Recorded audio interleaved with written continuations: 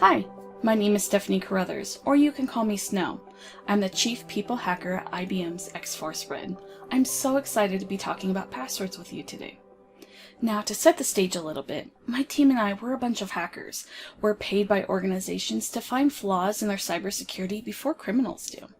Now, with that being said, I wanted to say that I'm coming at this from an attacker point of view. As I'm talking about passwords, I'm also going to be talking about how to make yourself more secure.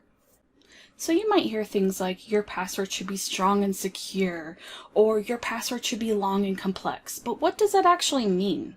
First, let's take a step back to really understand how criminals can crack or brute force passwords. So let's say you're signing up for a new website and you enter in your new password. Well, what the website does is it takes that password, it scrambles it all around, and it saves it in a database. That scrambling process is called hashing. So, if a criminal breaks in and steals all the hashes from that database, they can't just read your password. But what they do is they use really powerful computers and word lists.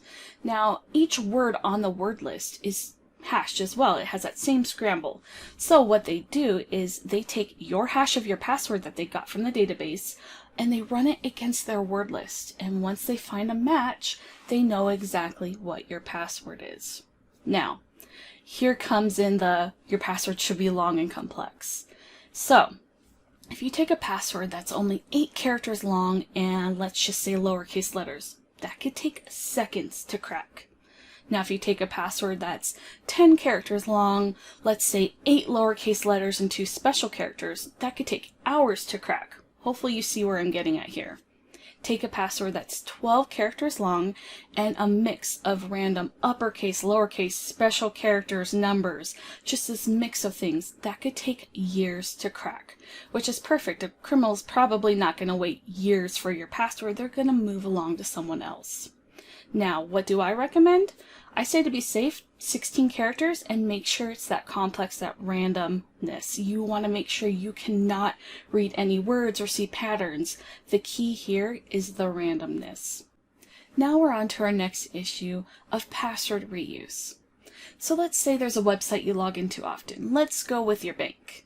And there's another website you frequent just as much, maybe a social media platform. When you created accounts on these, they probably had some type of strong password requirement.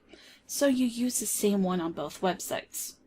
Now, maybe that social media platform had not a great security posture. An attacker was able to hack in, steal the hashes, crack your password, and they now have your username and password. Well, attackers are clever. They know that you probably use the same password through different logins.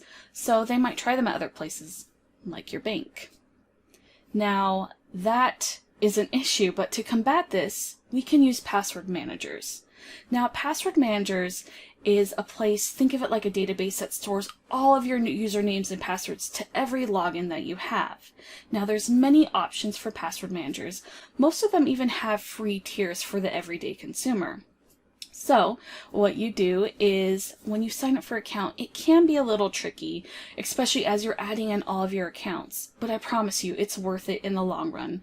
And even as you're signing up for new accounts, they do things like they generate those long, random, complex passwords for you, so you don't have to think of them yourself. They also autofill for you, so you don't have to go in and dig through things and try to find your password. There's lots of conveniences. They have mobile apps, they have browser plugins. They're definitely there for your convenience. So you might be thinking to yourself, great, I've solved a couple of issues. I know how to make a long, complex password to my password manager, and my password manager stores all of my unique login credentials. Now, what happens if an attacker actually gets the password to my password manager, or still another website that has a long, complex password? Then what? Well, this is where multi-factor authentication comes into play. Sometimes it's referred to as two-factor authentication. Essentially how it works is if you log into a website and you supply your username and password, you still have to supply a second factor. Now that might be a code in a text message or something you have to approve on an app on your phone. There's different ways that this could work. But essentially, if the attacker doesn't have that second code, they can't log into your accounts. Now, it's really important that you deploy this everywhere you can across every account. Typically, it's under a security settings in your account. Now, this isn't the silver bullet. Attackers are getting crafty. Sometimes if they try to log into your account and you do have 2FA, what they might do is launch a social engineering campaign against you. They might call you claiming to be the bank and they need to verify you, so you need to confirm a code that you just received. Or they might text you and say, hey, I used to have this phone number. I accidentally sent my code to you. Can you give it to me? Under no circumstances should you ever give out this code. No organization is going to call you for your multi-factor code or for your password for that matter. Alright, a couple of takeaways. Your password should be at least 16 characters and random. The randomness is key here. You should also have a different password for every account you log into.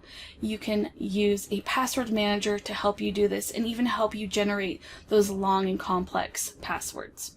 And also enable two-factor authentication on every account possible. Thank you so much for your time, and keep doing what you're doing to keep ourselves and our community safe. Thank you. Stay safe.